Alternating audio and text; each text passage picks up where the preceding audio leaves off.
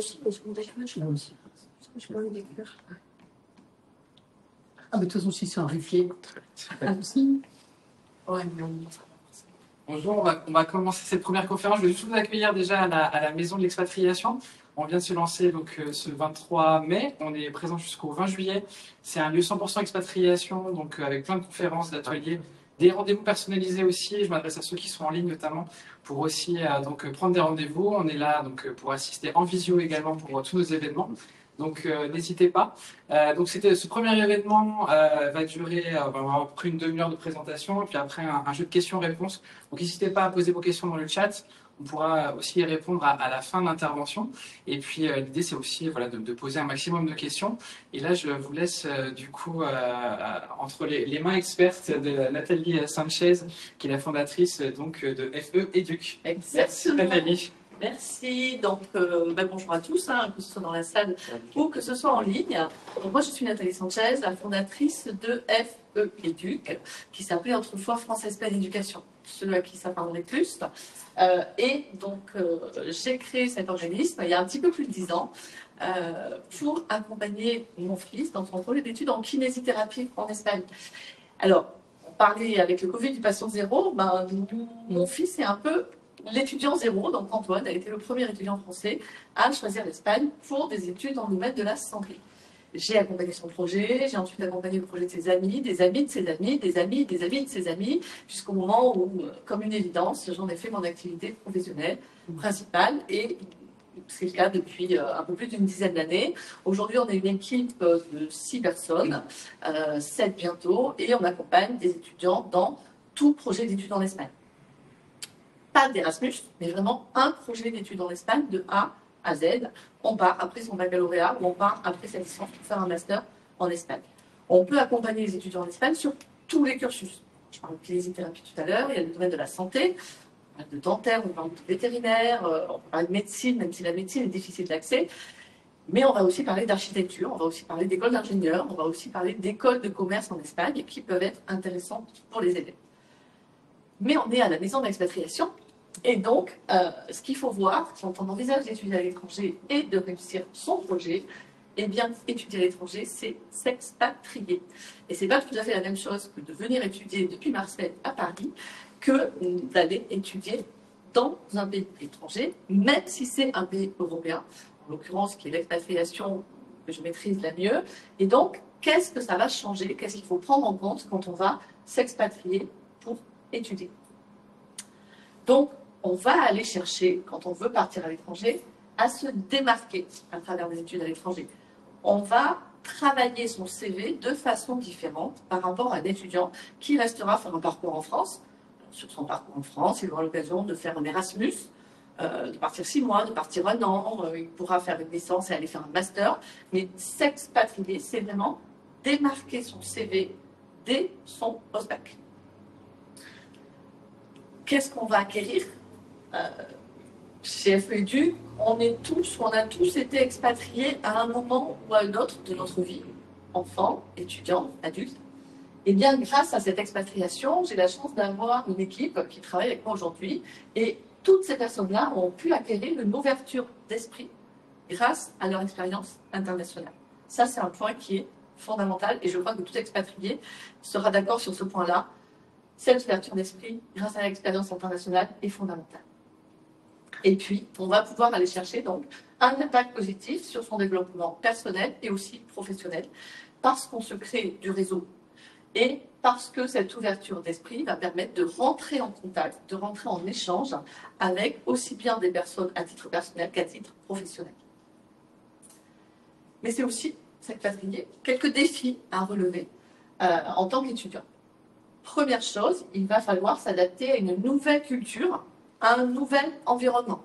Ce n'est pas la même chose de faire des études et de vivre en France que de faire des études et de vivre aux Pays-Bas, ou en Espagne, ou au Canada, ou aux États-Unis, ou en Amérique du Sud.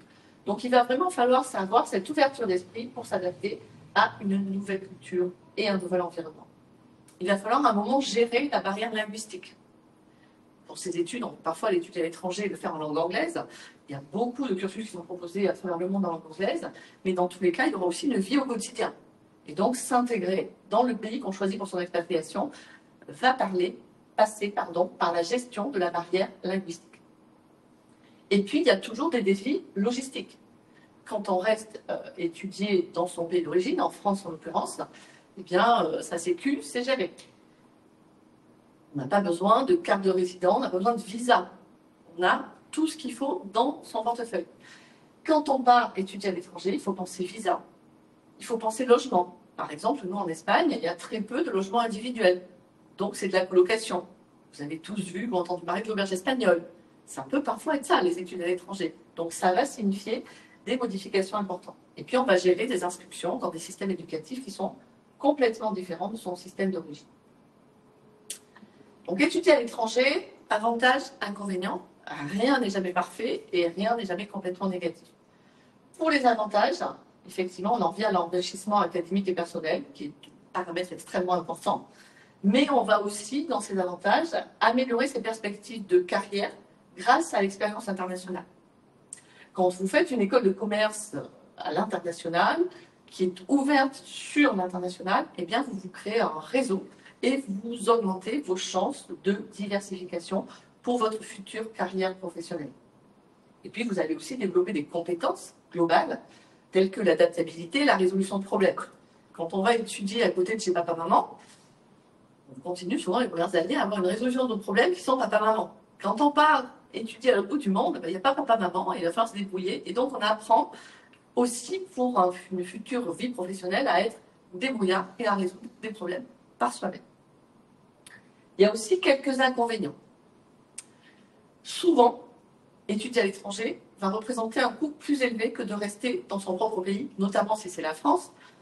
On peut critiquer notre système, il y a beaucoup d'aides sociales notamment, que l'on perd quand on décide de s'expatrier pour étudier. Il va falloir gérer l'éloignement avec la famille et les amis.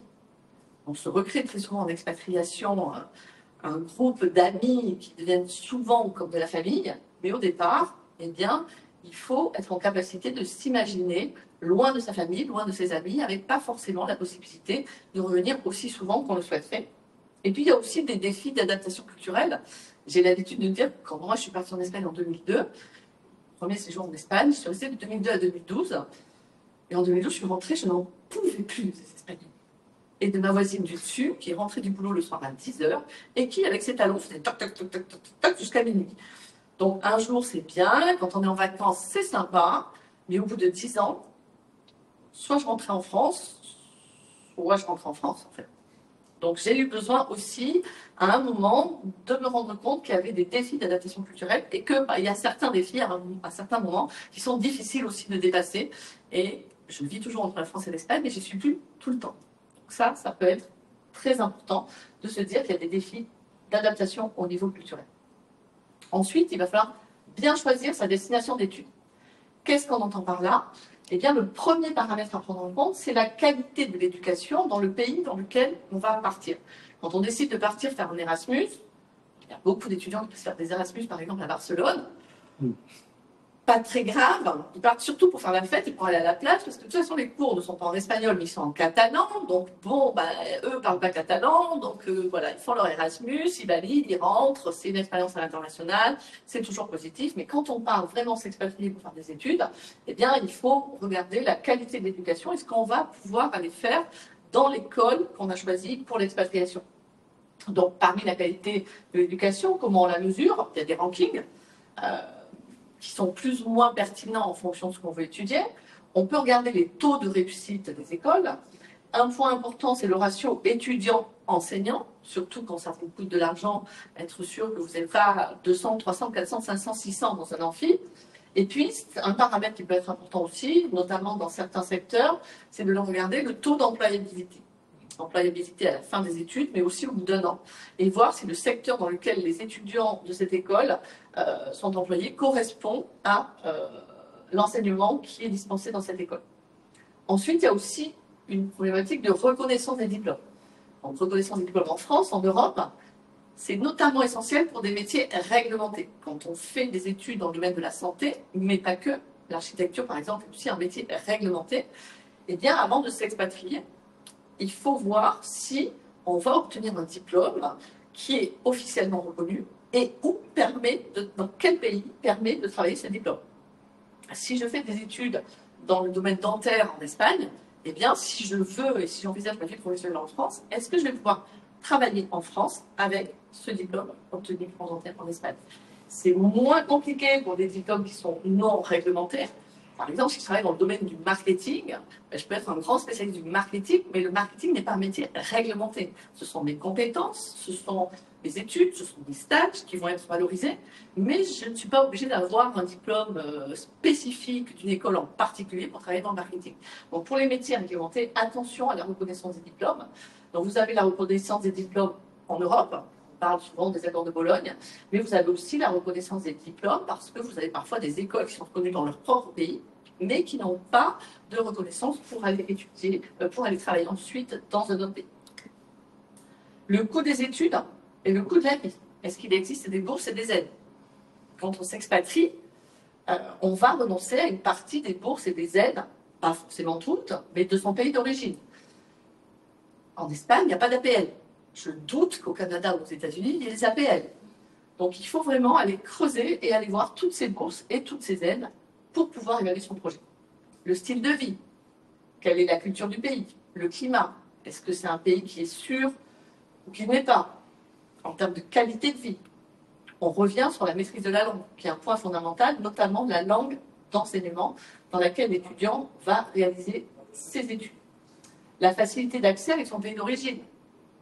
Si on a besoin de rentrer au moins une fois par mois dans sa famille parce que c'est vital pour venir se ressourcer, eh bien, il faut regarder si ce pays est facilement accessible depuis sa ville d'origine.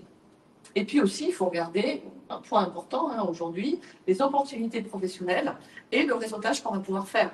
Si on veut être un grand businessman, eh bien, il vaut mieux choisir une école qui soit très internationale, dans laquelle il va y avoir des élèves de toute nationalité, parce qu'on va commencer à se créer son réseau international dès le début de ses études à l'étranger. Ensuite, il faut vraiment comparer les systèmes éducatifs, parce que parfois, on peut avoir des surprises.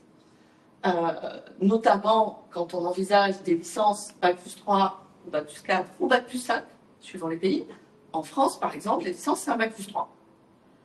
En Espagne, les licences, c'est un Bac+4.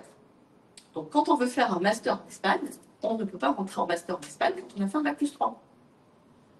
Parce qu'on ne peut pas avoir l'équivalent d'enseignement en 3 ans, ce qui est exigé en Espagne en 4 ans. Ensuite, c'est des masters en 1 an ou 2 ans. Et puis des doctorats, c'est plutôt le système des accords de Bologne, LMD, licence, master, doctorat. Et attention, les correspondances au sein de différents pays européens ne sont pas toujours les mêmes, même si ce que l'on appelle des ECTS vont permettre de valoriser les études dans un pays ou dans un autre. Qualité des formations, donc on revient sur les rankings des institutions. Là aussi, il y a de tout dans les rankings. Nous, on va toujours conseiller à nos étudiants de se faire leur propre ranking. Quels sont tes critères? Où tu veux aller? Qu'est-ce qui est important pour toi? Et qu'est-ce qu'on fait t'apporte l'université? Dans les rankings, par exemple, il y a un paramètre qui est communément pris en compte, qui sont le nombre de professeurs qui sont doctorants. Est-ce que c'est vraiment important pour ce qu'on veut étudier, qu'il y ait des professeurs doctorants ou pas dans l'école qu'on intègre? Pour certains cursus, c'est fondamental. Pour d'autres cursus, ce n'est pas tellement important. Donc, attention aussi à ces rankings et à voir à l'intérieur des rankings qu'est-ce qui est vraiment pertinent et intéressant pour vous. Et puis, la reconnaissance internationale des diplômes. On a, par exemple, nous en Espagne, 2 écoles qui proposent, dans le cadre des études d'architecture, d'obtenir un diplôme qui est reconnu par l'Ordre des architectes américains. Qu'est-ce que ça veut dire? Ça veut dire qu'un élève qui, par exemple, après sa terminale, veut faire des études d'architecture, qui fera le choix et qui sera admis dans ces écoles-là, va pouvoir, à l'issue de ses études, exercer en Europe, en Espagne, en France, mais va aussi pouvoir exercer aux États-Unis. C'est le cas d'un de nos élèves qui voulait absolument être architecte et qui, à l'issue de ses études dans une de nos écoles à Madrid, est parti travailler dans un grand cabinet d'architecture à New York. Donc ça, c'est des choses qui sont importantes à prendre en compte dès le début de son projet. Comment on se prépare, justement, à ce projet d'études à l'étranger? Bien d'abord, on va faire une recherche et une sélection d'universités par rapport à ce que l'on veut étudier. Ensuite, une fois qu'on aura fait une sélection, souvent les études à l'étranger vont être sélectives, eh bien on va passer par des processus de candidature et d'admission pour intégrer. Parfois c'est des tests de langue, parfois c'est des tests psychotechniques, parfois on va prendre en compte le dossier. Donc il faut vraiment aller fouiller pour chacune des universités sur le processus de candidature. Et puis ensuite, quand on est admis, eh bien il y aura une préparation logistique. Et notamment, cette préparation logistique, elle est beaucoup plus simple quand on reste dans son pays que quand on va s'expatrier. Il faut penser aux finances, il faut penser visa. Même en Europe, la plupart des pays vont exiger des cartes de résident pour les autres citoyens européens. Il faut penser logement, il faut penser santé. Donc là, je suis à la maison d'expatriation, mais la santé ne se gère pas de la même façon quand on est étudiant en France que quand on va étudier en Espagne. La carte de sécurité européenne, elle n'a qu'une durée de validité limitée dans le temps. Et quand on va faire 4, 5, 6 ans d'études en Espagne, eh bien, il faut envisager d'autres formules pour assurer sa santé. Financement des études. Donc, il va falloir estimer les coûts totaux de ce que vont représenter ces études. Donc, il y a les études en elles-mêmes, mais il y a le coût de la vie sur place, le logement, la nourriture, il y a les voyages, éventuellement un peu de tourisme dans le pays, parce que c'est un petit peu dommage de partir dans un pays et de ne faire que étudier. Quel dommage pour une étudiante. Est-ce que par rapport à l'estimation des coûts, je vais pouvoir obtenir des bourses ou des aides financières? Des aides financières dans vos pays d'origine en France? Pourquoi pas? Conseils généraux, conseils régionaux, voir avec le CROUS des évaluations, voir si on est dans les dom-toms, il peut y avoir certains dom-toms qui donnent des aides quand la formation n'est pas proposée sur les territoires ultramarins, et donc voir ce qu'il est possible d'obtenir, et puis éventuellement qu'est-ce qu'il est possible d'obtenir dans le pays de destination pour faire ses études, et sous quelles conditions. Donc on a beaucoup de pays étrangers qui ne vont octroyer des bourses, nous c'est le cas en Espagne, qu'au mérite, aux très très bons étudiants. Donc les étudiants qui arrivent avec de très bons dossiers scolaires et qui ensuite se maintiennent en étant parfois juste le meilleur élève de la classe pour pouvoir obtenir des bourses. Donc comment on fait pour financer tous ces parcours-là? Et puis derrière, comment on gère son budget et ses finances personnelles? On a beaucoup d'étudiants qui passent par des prêts bancaires pour financer leurs études, mais pas que. Il faut manger, il faut payer son transport, il faut payer son téléphone, il faut payer son accès à Internet. Donc c'est vraiment important de prendre en compte la totalité des dépenses pour ces études à l'étranger. La vie étudiante internationale. Alors, j'en parlais tout à l'heure, il y aura forcément une adaptation à une nouvelle culture et à un environnement. Nous, le conseil qu'on va toujours donner aux étudiants qu'on accompagne, c'est l'ouverture d'esprit. Maîtriser la langue et aussi respecter la culture et les coutumes locales. C'est fondamental pour pouvoir profiter pleinement de son projet d'études à l'étranger. Donc, s'être renseigné en amont, c'est aussi pouvoir aller évaluer si la culture et les coutumes locales correspondent à vos valeurs. C'est des paramètres qui sont importants pour bien vivre son expatriation étudiante.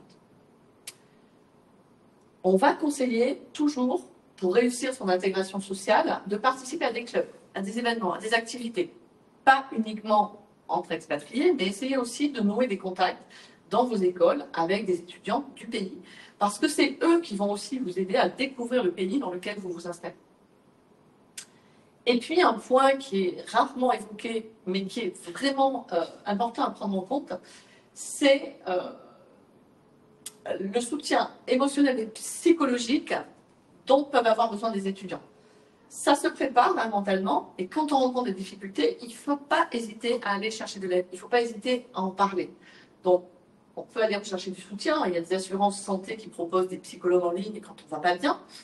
Il y a toujours une courbe en expatriation étudiante, où au début c'est super, c'est une super expérience, on est content, on est ravi.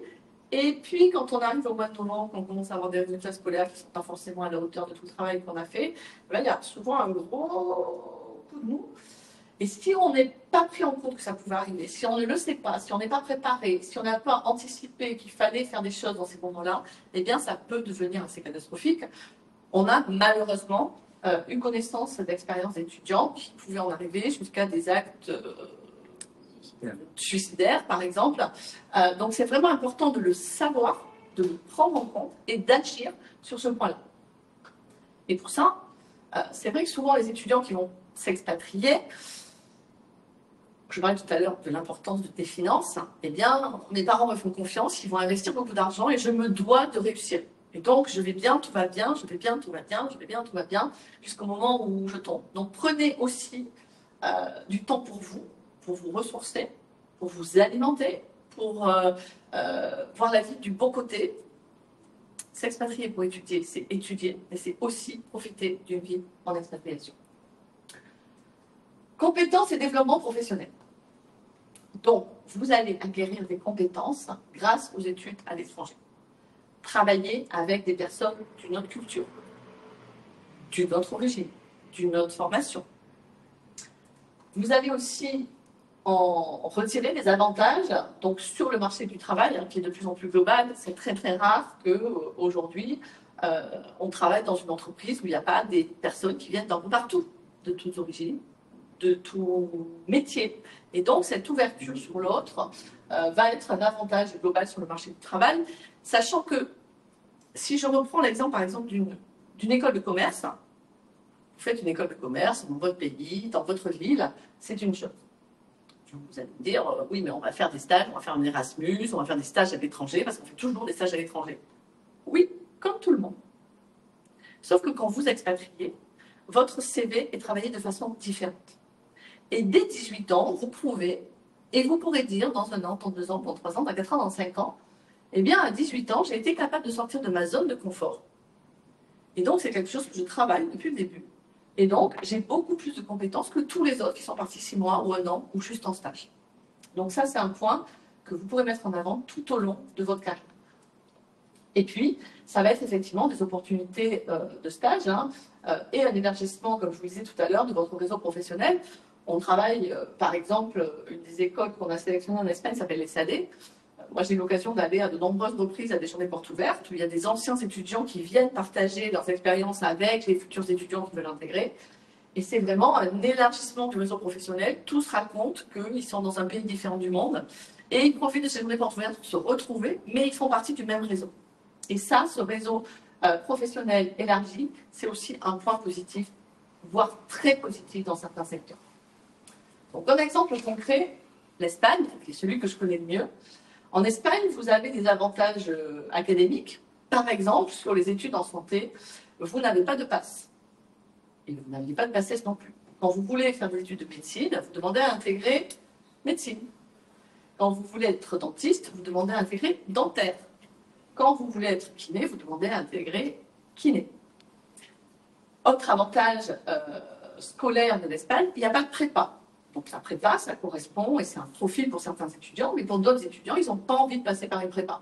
Prépa d'ingénieur, en Espagne, il n'y a pas de prépa. On rentre directement dans les études d'ingénieur dans lesquelles on est admis. Il n'y a pas de prépa non plus pour les écoles de commerce. On rentre directement en première année. Et on a régulièrement, tous les ans, des étudiants qui nous contactent pour faire leurs études en Espagne dans ces secteurs-là, l'ingénierie, les écoles de commerce, mais ça peut être aussi le journalisme, qui se disent « mais moi, en fait, je veux rentrer directement dans les études de mon choix, et avec le même nombre d'années d'études, eh ben, je ferai des masters derrière, où je vais me spécialiser, plutôt que de passer par une prépa. » C'est le cas. Je connais de nombreux élèves en France qui sont passés par Sciences Po pour être journalistes. C'est peut-être le hasard, mais je n'en connais aucun qui soit journaliste. Par contre, on a des élèves qui n'ont pas voulu passer par Sciences Po, qui sont partis en Espagne faire des études de journalisme, qui étaient ravis parce que dès la première semaine, ils étaient dans la rue avec des micros, des caméras, et qui ont été journalistes directement sans avoir besoin de passer par Sciences Po et qui aujourd'hui font une belle carrière de journaliste, en plus comme ils l'ont fait en Espagne, mais ils sont vraiment ouverts sur le monde, la culture. Donc il y a plein d'avantages à envisager des études à l'étranger par rapport au profil initial que l'on a. On peut aussi, dans certains pays, et en Espagne par exemple, quand on peut accéder aux universités publiques, eh bien avoir un coût abordable pour ces études. Et en fonction du lieu où est située l'université, on a aussi des coûts de la vie qui sont nettement moins importants que ce qu'on peut trouver dans la plupart des villes universitaires françaises. Et puis, il y a des opportunités qui sont uniques, qui sont offertes par le système éducatif espagnol, avec des spécialités qui sont plus facilement accessibles, avec des doubles cursus aussi qui sont plus facilement accessibles. Et quand je disais tout à l'heure, par exemple, qu'il y a un intérêt notamment pour les écoles de commerce, à niveau de ranking et niveau d'école de commerce équivalent, vous avez toujours plus de facilité d'intégrer une école étrangère qu'une école dans votre propre pays. On travaille avec une école qu'on adore sur Madrid, qui est une école de marketing qui s'appelle l'ESSIC. L'ESSIC qui a des accords avec l'ESSEC. Nos étudiants qui sont rentrés à l'ESSIC et qui ont eu l'opportunité de faire 6 mois ou 1 an à l'ESSEC en Erasmus ne seraient pas forcément rentrés à l'ESSEC. Mais en Espagne, comme ils venaient de l'étranger, leur dossier a été vu avec un peu plus de complaisance que ce qui aurait été vu pour rentrer à l'ESSEC. Ce qui n'empêche qu'ils ont fait l'ESSEC, qui est une très bonne école de commerce, notamment dans le marketing, et qu'ils ont pu mettre qu'ils avaient fait 6 mois ou 1 an à l'ESSEC. Donc, il faut être créatif et aller chercher la petite bête, voir où est son intérêt, travailler en profondeur. Donc, si on doit revenir sur l'essentiel, un projet d'études à l'étranger réussi est un projet qui a été anticipé, réfléchi. Plus tôt vous aurez les informations, plus facilement vous pourrez décider plus tard ce qui vous convient. Et parfois, décider plus tard que ça ne vous convient pas parce que vous aurez eu toutes les informations. Donc, explorer, fouiller, échanger sur les options d'études à l'étranger, des groupes Facebook, des organismes comme le nôtre, des cercles d'expatriés. Vous avez dans la presse des informations qui sont intéressantes. Le petitjournal.com, par exemple, va évoquer des filières d'études à l'étranger dans les différents pays dans lesquels il est implanté. Donc, vraiment, intéressez-vous aux choses en profondeur avant de prendre une décision si vous voulez vraiment que votre projet d'études à l'étranger soit réussi. Je vous invite à me poser toutes vos questions dans la session des questions-réponses. On va laisser quelques petites minutes voir si... Moi, je pourrais en poser une déjà. Bien sûr. Est-ce que vous avez des jeunes qui travaillent en Espagne en même temps de leurs études ou c'est compliqué? Alors, ça va dépendre des études. Ouais. On a des jeunes qui font des études et qui travaillent. La plupart du temps, ça va être un petit peu comme ce qu'on a en France, c'est-à-dire plus du petit boulot. Oui. Du babysitting. Si on est français, on peut donner des cours de langue. Si on a plutôt un profil scientifique, ben, il va y avoir autour, par exemple, des lycées français, des écoles de soutien qui vont s'installer. Donc, si on a un profil scientifique, on peut se proposer comme professeur dans ces écoles de soutien pour enseigner aux élèves des lycées français en maths, en bio, en physique. Mais un vrai travail, comme on l'entend, c'est souvent compliqué parce que les études sont quand même exigeantes. Non, mais moi, c'était par rapport au fait qu'on a le droit. Oui. Voilà. On a le droit. Il y a des démarches spécifiques qui sont à faire. Il faut bien entendu, alors en Espagne, il faut une carte de résident. On a beau être français issu de l'Europe. Si on veut résider en Espagne plus de 3 mois, il faut s'enregistrer et avoir ce qu'on appelle un NIE, qui est un numéro d'identification des étrangers. Et il faut aussi être affilié à la sécurité sociale, mais c'est possible. C'est tout à fait possible. Après, il faut juste avoir le temps. Mmh. Ça, c'est plus la problématique. Moi, j'ai 2 petites questions aussi. Oui. Premièrement, est-ce que vous savez si dans d'autres pays, il y a des plateformes comme un peu en France, on a avec Parcoursup ou Master qui réunissent pas mal de choses? Et est-ce que surtout c'est ouvert aux étrangers ou est-ce que c'est comme ici que pour les Français? Alors, déjà, Parcoursup est ouvert aux étrangers aussi. Je ne savais pas, ok. Les Espagnols ont le droit de faire des candidatures sur Parcoursup et les Français ou Espagnols qui sont dans les lycées français en Espagne ont aussi le droit de postuler sur Parcoursup. En Espagne, par exemple, on n'a pas de plateforme unique. D'accord. Donc, il peut y avoir des choses en Catalogne pour la région de Catalogne, mais sur le reste de l'Espagne, en fait, c'est par communauté autonome que ça fonctionne. Et dans tous les pays du monde, c'est un peu la même chose. Donc, moi, ce que je t'inviterai à faire, si tu es intéressé par d'autres pays, c'est d'aller fouiller un petit peu sur Internet et de voir s'il y a un peu des organismes comme le nôtre qui peuvent te renseigner. Parce que souvent, sur les sites Internet de ces organismes, tu vas savoir comment il faut faire pour faire tes candidatures. Il y a des organismes sur les États-Unis, il y en a sur l'Australie, il y en a sur l'Angleterre, il y en a sur d'autres pays européens, il y en a qui sont spécialisés en santé, il y en a qui vont plutôt t'accompagner sur des écoles de commerce. Vraiment, il faut que tu ailles fouiller parce que plateforme Parcoursup, alors c'est vrai que souvent on critique beaucoup Parcoursup en France, ou mon master, etc. Mais ça mérite d'exister, de centraliser beaucoup de choses. Et quand on s'intéresse un peu à l'étranger, on se dit waouh, quelle chance ils ont en France d'avoir Parcoursup. Quand on est en France, on se dit oh, c'est nul Parcoursup. Mais voilà, il faut pouvoir aussi comparer. Et quand je disais que l'ouverture d'esprit de l'étranger, c'est ça aussi, c'est de se dire on ouvre un peu sur le monde et on se rend compte que finalement, chez nous, il y a des choses qui ne vont pas bien, mais il y a aussi des choses qui peuvent être utiles. Donc il faut vraiment que tu ailles fouiller, mais ça dépend de chaque pays. Et même dans chaque pays, ça dépend de la structure d'organisation du système éducatif. Et après, ma deuxième question, c'était aussi, vous avez parlé d'essayer de trouver la qualité du diplôme de l'université où on va. Et comment on fait ça? Parce que je pense que, enfin, c'est compliqué sur le site, ils vont pas dire leur niveau. Comment on peut comparer ça au système français? Alors, moi, j'ai tendance à dire, fais le contraire. Ouais. Quel futur professionnel tu veux être? Va sur LinkedIn, enquête, et vois ces professionnels-là, qui ont ce profil que tu veux devenir, eux, par où ils sont passés. Et quand tu auras pu identifier par où sont passés les futurs professionnels, qui sont les personnes que tu aimerais devenir toi dans ta vie professionnelle, tu vas pouvoir identifier leur parcours, et en fonction de leur parcours, intéresse-toi aux écoles qu'ils ont fait. Mais ça change tellement vite, non? Oui, mais non, on reste quand même sur des choses qui sont HEC, c'est HEC depuis des dizaines d'années. Sciences Po, c'est Sciences Po depuis des dizaines d'années. Harvard, c'est Harvard depuis des dizaines d'années. Oxford, c'est Oxford depuis des dizaines d'années. Donc, il y a quand même des choses qui restent assez similaires. Et il ne faut pas hésiter non plus dans ce cas-là. Moi, je conseille toujours aux élèves que j'accompagne de contacter ces professionnels sur LinkedIn. Parce qu'il y en a qui ne vont pas te répondre, parce que ce n'est pas leur truc, mais il y en a, quand tu les contactes en message privé, qui vont être ravis de partager avec toi leur expérience et leurs conseils, parce que s'ils sont à ce poste-là aujourd'hui, ils vont aussi pouvoir te donner une information qui est essentielle. Comment ils recrutent leurs collaborateurs? Quel profil? Donc, c'est vraiment en engageant un dialogue avec ces professionnels que tu vas pouvoir retirer de l'information que tu pourras, toi, derrière, réexploiter. Puis c'est aussi très bien, parce que quand tu vas voir rentrer dans la filière qui va t'intéresser, ce sera des contacts. Je vous ai contacté il y a 2-3 ans. Aujourd'hui, je cherche un stage.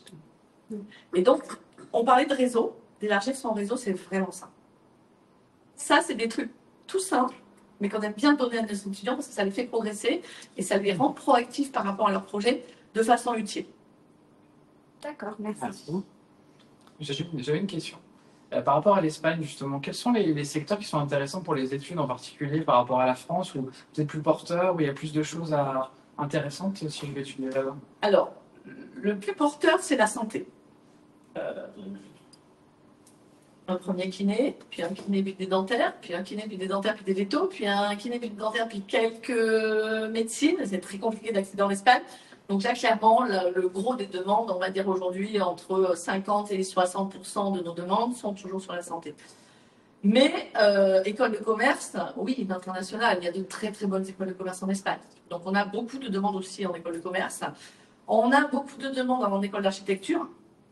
Les demandes en école d'architecture en France, il y a très peu d'élus.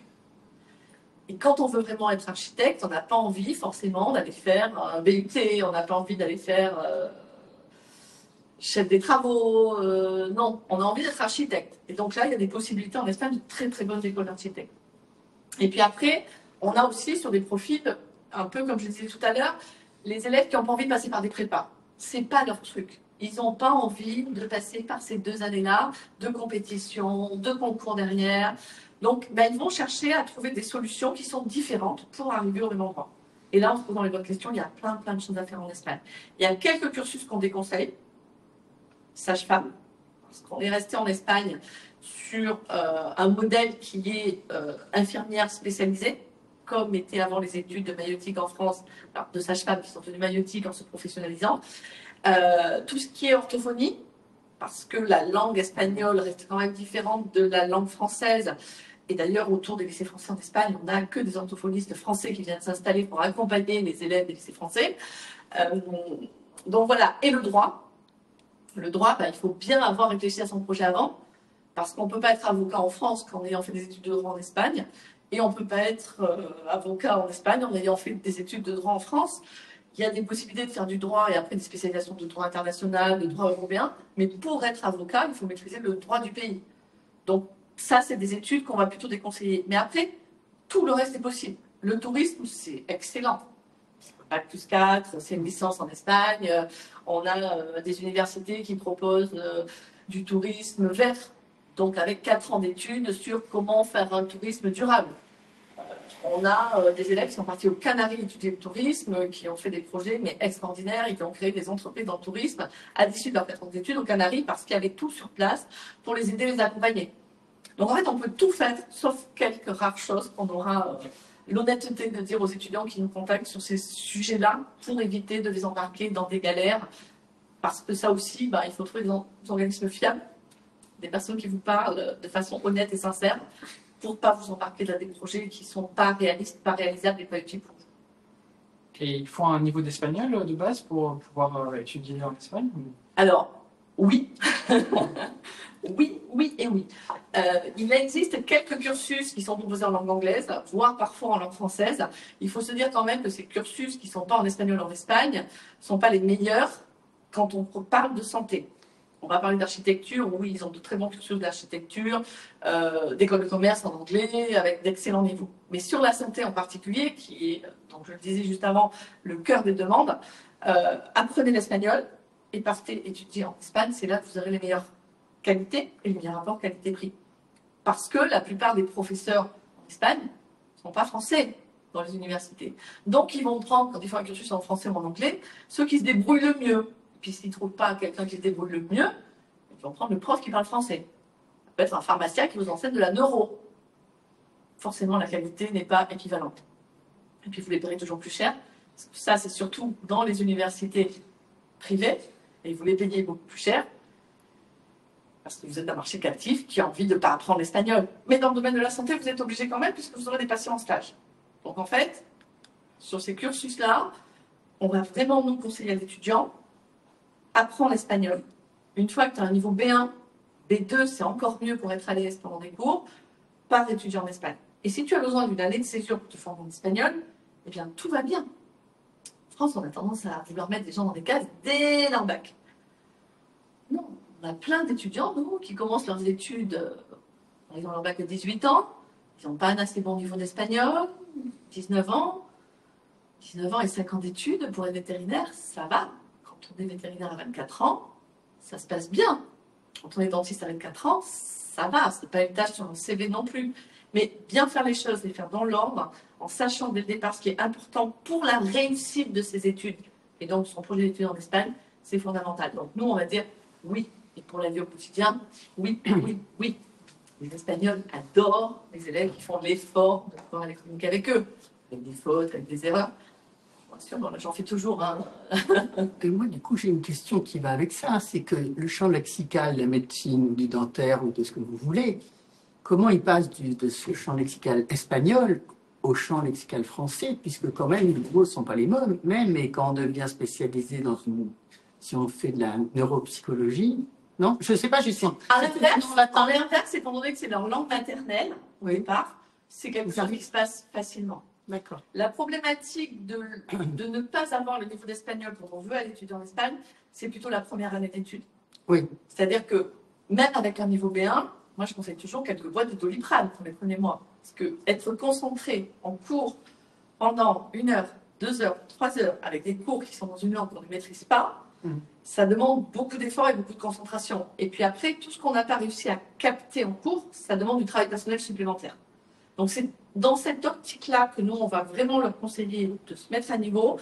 Après, derrière, quand ça a été votre langue maternelle, moi je le vois avec mon fils, je pense qu'aujourd'hui il travaille en Italie, il a été formé en Espagne, il était français, il parle anglais.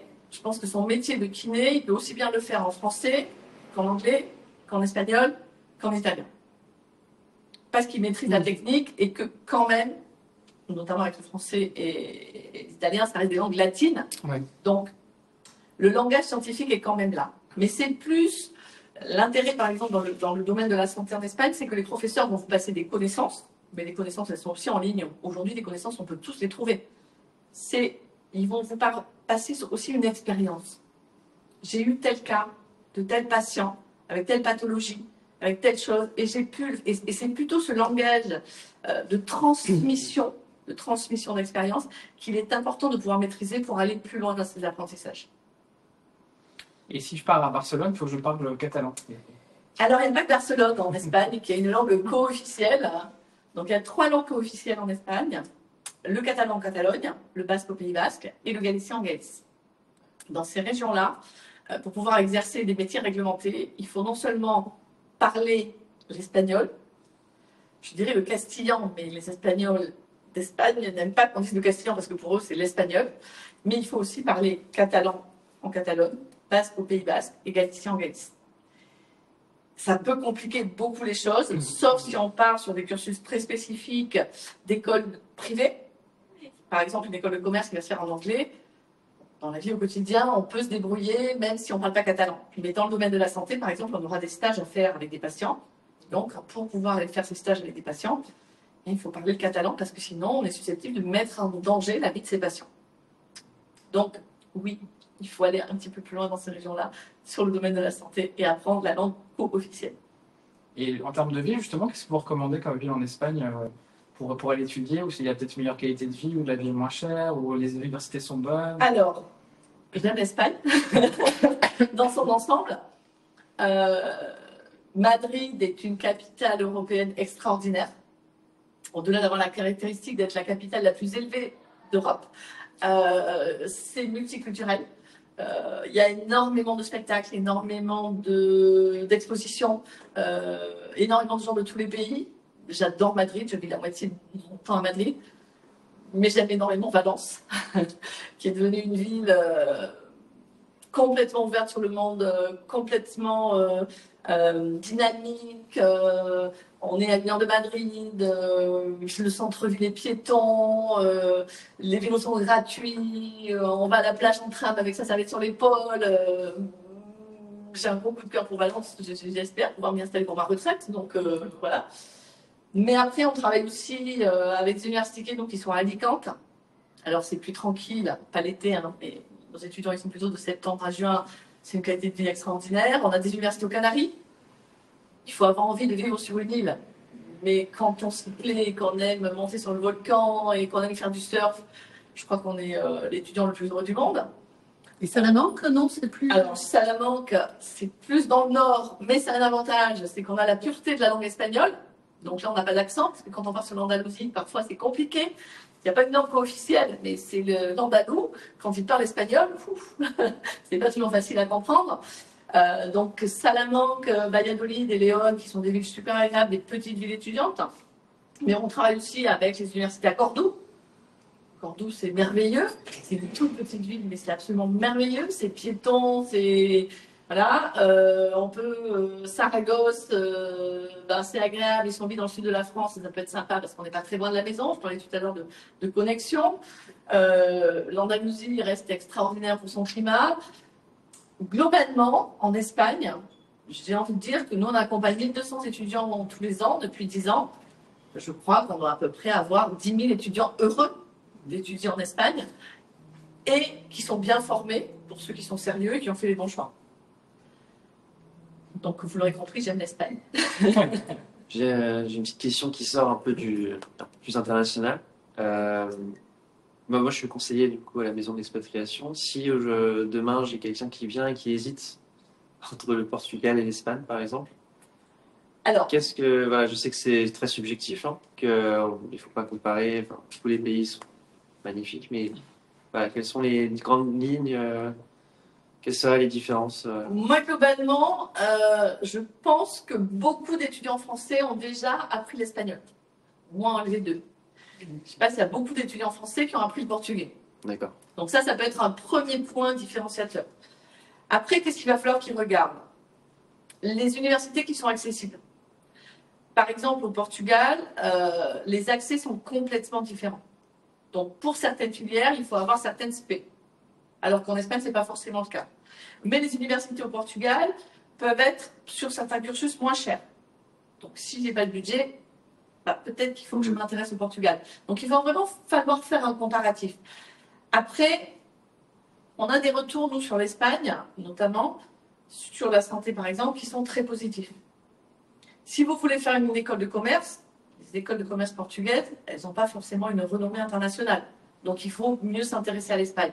Donc, il va vraiment falloir individualiser le projet de l'étudiant pour voir quel est son objectif final. Moi, je suis team Espagne, hein, vous l'avez compris, mais j'adore le Portugal, j'y vais en week-end, mais pour des études, en tant que maman, ce n'est pas une destination que j'aurais choisie pour mon fils. Mais il y a des parents qui le font et qui en sont très satisfaits. Vraiment, aller faire des colonnes, je conseille toujours de faire des tableaux récapitulatifs avec les critères qui sont importants. Qu'est-ce qui est important pour moi? Qu'est-ce que propose cette université au Portugal? Et je remplis les cases. ce que propose telle autre université au Portugal et je remplis les cases. Qu'est-ce que propose cette université en Espagne et je remplis les cases. Et une fois qu'on a pu faire ces tableaux de synthèse, déjà on y voit plus clair. Ok. Et l'après-études, justement, si je fais mes études en Espagne, l'idée c'est plutôt par rapport à vos retours que vous avez, c'est des gens qui restent en Espagne, qui vont, je sais pas, en Amérique latine, dans des pays hispanophones, ou qui rentrent en France. Comment... Alors, on a des catégories différentes. Si on est hors santé, c'est des gens qui sont sur l'international. Donc, ils partent aux États-Unis, ils partent en Amérique du Sud. Souvent, ils ont profité de l'Espagne pour faire des stages au Chili, en Argentine, voire partir en Pologne. Voilà, c'est vraiment des gens qui s'intéressent à l'international, à la mobilité internationale, et les écoles dans ces domaines-là le permettent. Sur la santé, la plupart des étudiants choisissent l'Espagne parce que le diplôme obtenu est un diplôme obtenu dans le cadre de l'Europe, qui est reconnu par la France dans le cadre de l'Europe. Et donc, leur idée, au final, c'est de rentrer en France. On en a de plus en plus qui ont du mal à rentrer en France parce que la qualité de vie en Espagne est excellente. Mais à court ou moyen terme, sauf exception, la plupart du temps, ils rentrent en France. Quand on veut rentrer en France, j'en parlais tout à l'heure, un point qui est très important, c'est est-ce que c'est un diplôme, un métier réglementé? Si ce métier est réglementé, il y a deux façons de rentrer en France. Soit on passe par une commission d'autorisation d'exercice. C'est le cas pour des métiers comme la kinésithérapie, les audioprothésistes, les manip radio. Il y a toute une liste que je ne vais pas énumérer, mais voilà, les ambulanciers. Voilà, il y a plein de monde comme ça qui vont passer par des commissions d'autorisation d'exercice où la commission va évaluer non pas le contenu théorique du diplôme, mais la partie pratique. On regarde si vous avez fait des stages dans tous les champs de la kinésithérapie et suffisamment d'heures avant, heureusement d'ailleurs, de vous autoriser à exercer en France avec des patients français. Et puis il y a des métiers qui sont aussi dans le domaine de la santé ou des métiers réglementés comme l'architecture, mais c'est aussi vétérinaire, c'est aussi dentaire par exemple, qui sont des métiers qu'on appelle à reconnaissance automatique. Chouette, c'est automatique. Non, pas chouette, c'est pas si automatique que ça, parce qu'en fait, il faut quand même faire traduire ces diplômes et attestations par des traducteurs assermentés. Et ces diplômes et attestations traduits par des traducteurs assermentés, il faut aller les déposer auprès de l'ordre des dentistes, si on est dentiste, des vétérinaires, si on est vétérinaire, des architectes, si on est architecte, pour aller s'inscrire à l'ordre. C'est plus facile sur certains métiers que sur d'autres, mais dans tous les cas, c'est possible. On a aussi une question sur le chat sur savez-vous s'il existe une structure telle que FE-Éduc en Allemagne? Alors, à ma connaissance, il n'existe pas de structure telle que FE-Éduc en Allemagne, mais j'invite la personne qui a posé cette question à aller sur YouTube parce que j'ai réussi à identifier une élève qui a une chaîne YouTube et qui donne beaucoup d'informations à titre personnel. Alors, elle a fait des études de mémoire vétérinaire, mais elle est capable de donner des informations sur la structure pour intégrer en Allemagne. Et d'ailleurs, j'avais bien accroché avec ce que j'ai vu sur YouTube qu'elle proposait, puisqu'elle disait la même chose. Vous demandez des études en français en Allemagne, mais est-ce qu'il vous viendrait l'idée qu'en France, on enseigne en allemand? Donc voilà, on a vraiment la même approche de dire l'intégration, elle passe aussi par la langue. C'est important dans le contact au quotidien, mais dans l'apprentissage aussi. Je ne connais pas son nom là de mémoire, mais je pense que vous pouvez la retrouver sur YouTube en tapant des choses genre étudier en Allemagne ou faire des études en Allemagne, et je pense que sa chaîne YouTube devrait remonter. Et après, Timothée, auriez-vous une liste d'universités à envisager pour un contact direct? Alors, les listes d'universités envisagées pour les pays, il y a des organismes. Donc, par exemple, pour l'Espagne, il y a un organisme qui s'appelle Universia.es et sur lequel on peut retrouver les 21 000 formations proposées en Espagne. Donc on peut sélectionner, trier par ville, par cursus, par privé, public, catholique, non catholique, etc., etc. Donc pour l'Espagne, c'est Universia.es et normalement, sinon sur les sites des ambassades, sur les sites des consulats, vous pouvez trouver des informations aussi sur les systèmes scolaires éducatifs. Après, quelle allocation offre-t-elle pour aider ou faciliter l'intégration d'un ou d'une étudiante étrangère? Je n'ai pas compris la question. Quelles associations peut-être au lieu de l'allocation? Quelles associations Peut-être, oui. Je pense que l'idée, c'est de voir un peu quelles sont les structures qui permettent d'aider à l'intégration des étudiants étrangers une fois qu'ils sont sur place. Alors, déjà, il faut savoir qu'en expatriation, étudiant ou pas étudiant, on va se retrouver entre communautés. Si on étudie en France, on est un étudiant en français parmi d'autres qui étudient en France. Si on part à l'étranger et qu'il y a 3, 4, 5 étudiants, déjà on va se retrouver. Parce qu'on va s'entendre, parce qu'on va s'entendre parler, on va dire, ah ben tiens, celle-ci ou celui-ci, il parle avec un accent français, et on va forcément se rapprocher de ces personnes-là. Après, on s'entend ou on s'entend pas, mais on va forcément se rapprocher. Nous, on a mis en place à FEDU pour l'Espagne plusieurs choses. D'abord, on a un groupe d'ambassadeurs qui est sur notre site. Donc, avant même de partir, on peut, que l'étudiant passe par notre intermédiaire et notre accompagnement ou pas, aller matcher, comme sur Tinder, avec un étudiant qui veut faire les mêmes études que soi en Espagne. Donc ça, c'est une première chose. Après, on a des groupes Facebook, par exemple, de nos étudiants dans une université. Donc ça, dès que l'étudiant est inscrit dans une université, il nous fait la demande d'intégrer le groupe Facebook. Alors, Facebook, c'est plus très communément utilisé chez les très jeunes, mais par contre, il continue à l'utiliser pour les groupes. Donc, pour connecter entre eux. Donc, nous, on a beaucoup d'étudiants qui vont même plus loin que ça, qui trouvent des logements par cet intermédiaire-là. Je vais sur le groupe Facebook, qui est un groupe privé, je sais que je ne vais pas avoir de pub intempestive, que je ne vais être qu'avec des étudiants de l'université que je vais intégrer, et j'échange avec les étudiants. Après, il peut y avoir des groupes étudiés à Valence, qui se sont créés. Après, il faut suivre les réseaux sociaux. Donc, Instagram, TikTok. Là aussi, vous allez trouver des étudiants qui sont dans ces villes-là. Donc, il y a vraiment à mettre en perspective tout ce qui peut exister pour lequel vous pourrez avoir de l'information accessible. Réseaux sociaux, institutionnels pour les étudiants, ça marche pas trop. Voilà, les étudiants sont pas très passés par des clubs ou des choses comme ça. D'abord, ça leur correspond pas trop. Et puis après, nous, en ce qui concerne l'Espagne, les étudiants qui passent par notre intermédiaire, on fait aussi des journées d'accueil. Donc, on a 0% d'étudiants qui se sentent seuls à la rentrée, puisque les week-ends précédant la rentrée, on va les réunir autour d'activités festives, de découverte de la ville.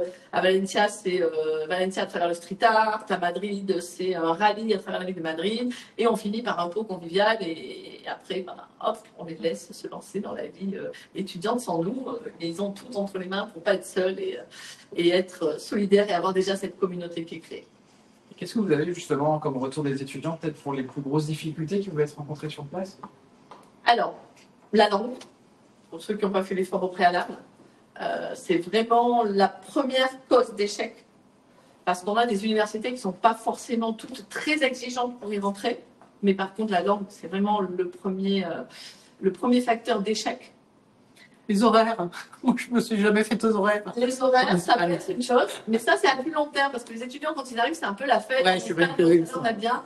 Et non, justement la deuxième difficulté qu'on va rencontrer sur notre public étudiant en Espagne sur du post-bac, c'est la fête est trop facile et trop bon marché en Espagne. C'est pas tous nos étudiants parce qu'on a beaucoup d'étudiants qui sont hyper sérieux, qui réussissent très bien, mais le deuxième pourcentage d'échecs, ce sont des étudiants, souvent des garçons, je suis désolée, qui sortent du bac et qui n'ont pas forcément la maturité pour se dire il faut que je travaille suffisamment pour pouvoir réussir mes études. Et donc là, il y a ceux qui vont rater leur premier semestre et puis qui s'y mettent, parce qu'ils se réveillent et hop, c'est bon, c'est fait. Puis papa, maman tire les oreilles en disant tu crois pas que je vais investir 10 000 euros par mois par mois, voilà, pour tes études et qu'en plus tu vas faire la fête. Et puis il y a ceux qui se laissent entraîner par ce rythme-là et qui peuvent se retrouver en grande difficulté. En Espagne, si on valide pas au moins la moitié de sa première année, l'université ne vous garde pas. Et si on valide la moitié de sa première année, qu'on n'a pas validé tous ces examens, eh bien on repaie les années d'après les examens qu'on n'a pas eu la première année, mais on les paye plus cher que ce qu'on les avait payé la matière de la première année. Donc, ça peut vite être compliqué. Et ouais, première cause d'échec, l'espagnol, deuxième cause d'échec, la fête. Et sinon, il n'y en a pas tant que ça non plus. Hein. Et vous avez évoqué juste le coût des études, mais le coût de la vie, en fait, faudrait imaginer prévoir un budget de combien si je veux étudier en Espagne? Alors, en Espagne, c'est très variable d'une ville à l'autre. Les études vont varier de quelques centaines d'euros dans les universités publiques à plusieurs dizaines de milliers d'euros dans les universités privées les plus chères. En médecine, qui sont les études les plus chères dans les universités privées, on est au-dessus de 22 000 euros l'année d'études sur 6 ans d'études. Donc, c'est un énorme budget. Pour la vie au quotidien, on a une partie démarche administrative sur notre site, une partie logement, et une partie logement en fonction des villes où sont situées nos universités. On a un lien où les étudiants ou leurs parents peuvent regarder le tarif moyen de location dans la ville dans laquelle ils vont étudier. Donc ça, c'est un premier point.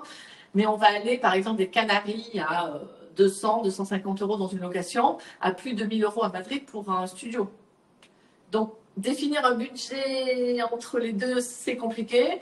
Et après, le coût de la vie au quotidien, ben, ça dépend des habitudes de chacun. Moi, je sais que mon fils, on lui donnait 70 euros par semaine pour sa nourriture sur Madrid et il arrivait à s'en sortir.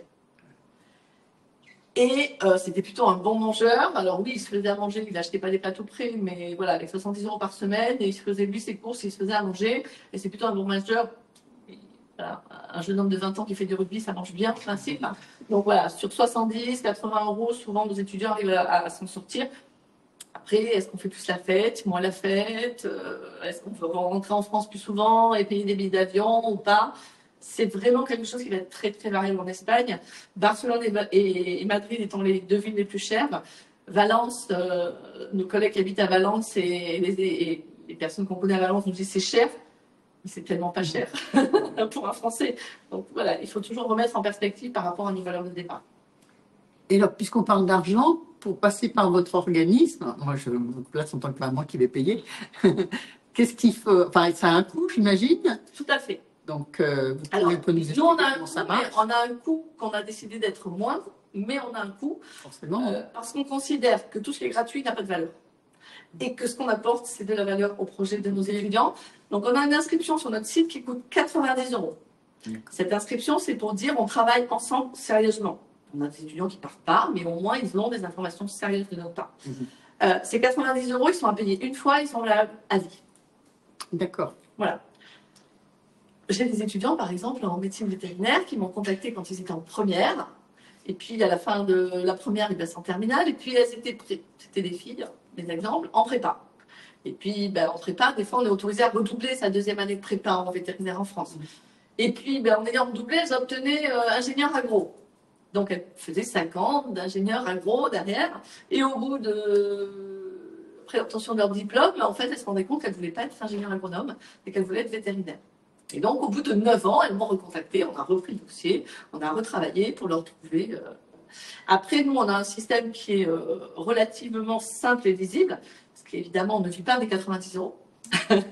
Donc, soit c'est une inscription dans une université privée que l'on a sélectionnée en Espagne, on ne les a pas toutes sélectionnées sur des critères qui nous sont propres et que vous pouvez retrouver sur notre site, et on est rétro-commissionné sur la première année d'études des étudiants, soit l'étudiant a un profil pour pouvoir intégrer une université publique, et là, les universités publiques ne nous paient pas parce qu'ils n'ont pas envie d'étudiants étrangers, et là, on fait une étude pour l'étudiant, on lui refait un rendez-vous, et là, on fait sur devis. Donc, on a différents niveaux de service, et en fonction des différents services proposés, on lui dit, bah, écoute, en ce qui te concerne, on pense que c'est ça ou ça qui peut te correspondre, voilà combien ça coûte chez nous, à toi de voir si ça te convient ou pas. D'accord. Voilà. Très bien. Vous avez d'autres questions? Au niveau de l'installation, comment ça se passe? Comment faire des recherches pour s'installer en Espagne, par exemple, quand on arrive en tant qu'étudiant? Alors, le mieux, c'est de passer par notre intermédiaire parce qu'on vous aide. Donc, on va vous faire des réunions sur le logement, des réunions sur la carte de résident, des réunions sur l'assurance santé avec des partenaires. Globalement, à quoi il faut penser quand on arrive en Espagne? Le logement. Mais ça, c'est comme en France, avec des partenaires différents, mais il va falloir trouver un logement. Il va falloir penser à sa santé. C'est pas la même chose d'assurer sa santé quand on est en Espagne que quand on est en France. Il va falloir penser à sa carte de résident. C'est pas la même chose quand on est en Espagne, quand on est en France. En France, on n'a pas besoin de carte de résident. Donc ça, c'est un point qui est important aussi. Et j'en oublie un, mais je ne sais plus lequel. Si, la validation de son bac, bien entendu. On ne travaille pas en Espagne, on ne va pas étudier en Espagne comme on rentre à la fac en France. Il faut faire valider son baccalauréat par un organisme qui s'appelle la UNED.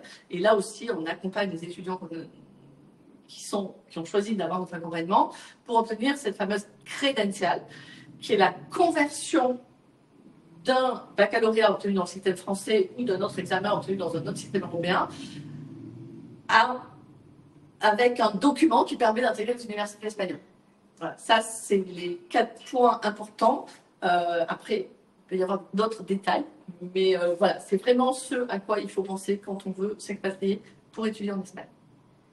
Juste pour les personnes qui nous voient en replay, si elles ont des questions après à vous poser, comment elles peuvent vous contacter? Alors, c'est simple, on a un site internet, feeduc.eu. Et sur ce site internet, j'ai l'habitude de dire que c'est l'encyclopédie en ligne des études supérieures en Espagne. Donc, il y a des des informations qui sont réservées aux étudiants qu'on accompagne, mais il y a aussi énormément d'informations, dont des formulaires de contact, qui sont à disposition sur le site. Il suffit de nous envoyer un mail et on recontacte l'étudiant ensuite derrière. Je fais aussi tous les mercredis de l'année, 52 semaines, 52 mercredis, je suis présente en ligne. De temps en temps, je prends des vacances et c'est mes collègues qui me remplacent. Une réunion qui est gratuite totalement à 18h. Donc, il suffit de s'inscrire sur notre site dans la partie agenda. La personne s'inscrit, reçoit un lien et elle participe. Il y a une partie d'information générale. Après, il y a une partie de questions-réponses. Toute l'année, du 1er janvier au 31 décembre. Voilà. De temps en temps, on les fait aussi en janvier, février, mars, les samedis matins à 10h. Mais globalement, vous pouvez mémoriser que le mercredi à 18h, vous pouvez me retrouver en ligne pour me poser toutes vos questions sur les études supérieures en Espagne. Il n'y a pas de tabou, on est sincère. L'important, c'est que vous ayez vraiment accès à toutes les informations pour pouvoir décider si ça vous convient ou si ça vous convient. On a une dernière question. Quelle est la proportion de Bachi-Bac parmi vos expats? Alors, je n'ai pas de statistiques à vous donner, mais globalement, j'ai une mauvaise nouvelle pour la personne qui a posé la question. Un Bachi-Bac, c'est rien.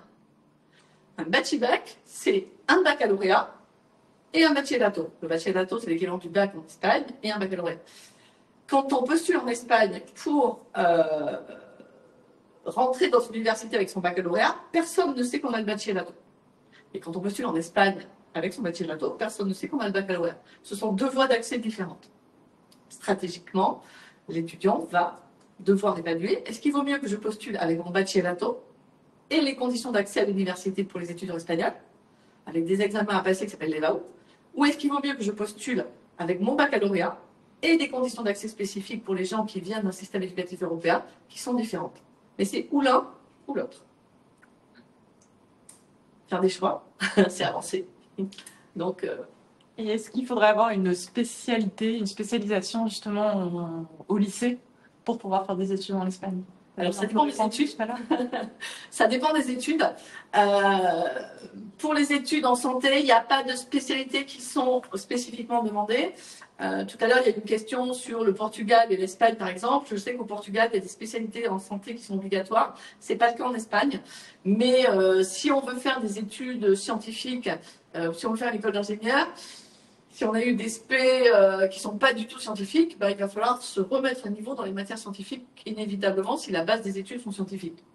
Donc il faut vraiment voir au cas par cas ces situations pour savoir quel est l'objectif de l'étudiant, qu'est-ce qu'il veut étudier et dans quelle université éventuellement. Très bien. Merci beaucoup pour cette question. Merci beaucoup. Merci à vous. Et puis les personnes qui nous regardent en replay, de toute façon, pourront effectivement prendre contact. Avec plaisir. On est à votre disposition. Merci. Merci.